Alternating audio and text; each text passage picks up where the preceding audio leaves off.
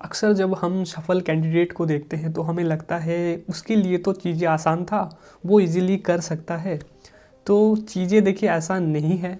मैं अपने बारे में थोड़ा सा आपको बता देता हूँ, फिर बताऊँगा कि मैथ वगैरह को कैसे इम्प्रूव किया, तो आपको ज़्यादा रिलेटेबल लगेगा चीज़ें। देखिए मैंने ग्रेजुएशन में बीए किया।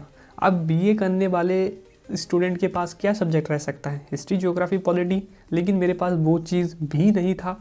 मेरे पास सोशोलॉजी और उसके बाद आपका एजुकेशन और पॉलिटी, ठीक है, 3 सब्जेक्ट था। इससे मैंने ग्रेजुएशन किया और जब ग्रेजुएशन कर रहा था तो मुझे मतलब मैं काम पर भी लगा था। मतलब हमारे यहाँ पर इंडस्ट्रियल एरिया है, जो कि मैं उत्तराखंड से बिलोंग करता हूँ और ये वाला जो यूपी के बॉर्डर से लगता है मेरा जो मतलब कि जो डिस्ट्रिक्ट है, उधम सिंह नगर से मैं बिलोंग करता हूँ। तो यहाँ से बिलोंग करता हूँ तो यहाँ पर इंडस्ट्रियल एरिया वगैरह काफ़ी है। तो मैं गया था, ऐसे ही 7-8 हज़ार की नौकरी थी उस समय।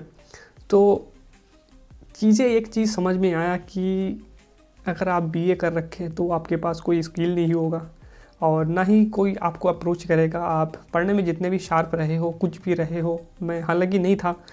तो मैंने वहाँ से अपनी जर्नी स्टार्ट करके फिर मैंने अपने मैथ वगैरह को इम्प्रूव कैसे किया, फिर एसएससी वगैरह पेपर दिया, उसको क्लियर किया। तो वो चीज़ मैं आपसे इसमें शेयर करूँगा। तो देखिए जब मैंने मैथ वगैरह पढ़ना स्टार्ट किया, मेरा बैकग्राउंड हालांकि आर्ट्स था, तो मुझे बहुत ज़्यादा डिफ़िकल्टी हुई। मैं मतलब कि जो यूट्यूब पे टीचर वगैरह पढ़ाते हैं ना, वो थोड़ा एडवांस लेवल का पढ़ाते हैं।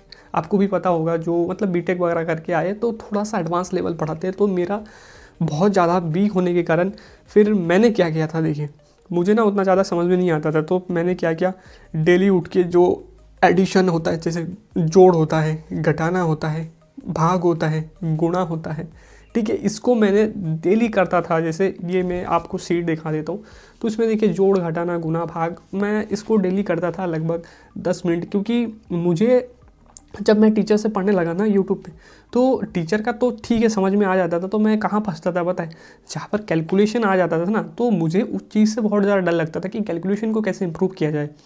तो मैंने उस चीज़ को फिर काम करना स्टार्ट किया कि मैं इस चीज़ को, अपनी जो वीक है उसको कैसे इंप्रूव करूँ। तो मैं उसको करने लगा। उसको करते करते करते मेरा मतलब जब मेरा मैथ मतलब कि कैलकुलेशन ठीक हो गया ना, तो मेरा मैथ के प्रति वो जो डर था वो डर गायब हो गया। और बच्चे देखिए अभी के टाइम पे क्या होता है ना, लोग सोचते हैं कि सब कुछ बनी बनाए मिल जाए, नोट्स भी बनी बनाए मिल जाए, टीचर सामने पढ़ा रहा है, अब मूवी की तरह देखते और मैथ सीख जाएंगे। देखिए अगर आपको भीड़ से अलग होना है ना, तो आपको अपनी तरफ से एफ़र्ट डालना पड़ेगा। और अब अगर आप एफ़र्ट डालते हैं तभी जाके आप कुछ सीख पाएंगे। तो हमेशा कोशिश करना, जैसे मेरा बैकग्राउंड सही नहीं था। देखिए मैं 2 चीज़ों की कंपैरिजन करता हूँ। एक बच्चा है जो आईआईटी एनआईटी की प्रिपरेशन करता है, निकाल देता है, बहुत से पढ़ के आ रहा है और एसएससी वगैरह दे रहा है।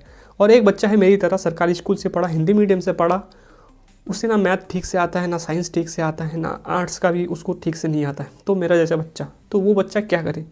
देखिए जो बच्चा आईआईटी एनआईटी से पढ़ के आया वो खुद को बहुत खींचा, तभी जाके उसका एडमिशन हो पाया वहाँ पे। और अगर मेरे जैसा बच्चा जिसका बैकग्राउंड पर अच्छा नहीं है, जिसको गाइडेंस नहीं मिला, नहीं पढ़ा ठीक से, तो वो बच्चा सोचेगा कि उसके साथ compete करे। क्योंकि देखिए जो कंप्यूटर एग्ज़ाम अभी जो माहौल चल रहा है, एसएससी और रेलवे, ऐसे में अच्छे बच्चे एग्ज़ाम दे रहे हैं। या कोई भी स्टेट एग्ज़ाम है जहाँ पर आप रिजल्ट आने के बाद उनका बैकग्राउंड देखना, पढ़ने में अच्छा है, ठीक है, उनका आईक्यू भी अच्छा है, भले ही गरीब परिवार से हैं लेकिन पढ़ने में अच्छे होते हैं। तो ऐसा है। तो अगर आपको उनको बीट करना है ना, आप पीडीएफ जुगाड़ करना छोड़ दीजिए कि मैं पीडीएफ से पढ़ूंगा तभी मेरा सिलेक्शन हो जाएगा। पीडीएफ जुगाड़ करना छोड़ दीजिए, अपने हाथ से नोट्स बनाइए। उसमें देखिए हाथ से नोट्स बनाने में टाइम लगता है, मैं जानता हूँ कि टाइम लगता है, बहुत टाइम लगता है। आपको पेशेंस चाहिए, आपको धैर्य के साथ चीज़ें देखना पड़ेगा, समझना पड़ेगा, लेकिन उससे बहुत ज़्यादा बेनिफिट है।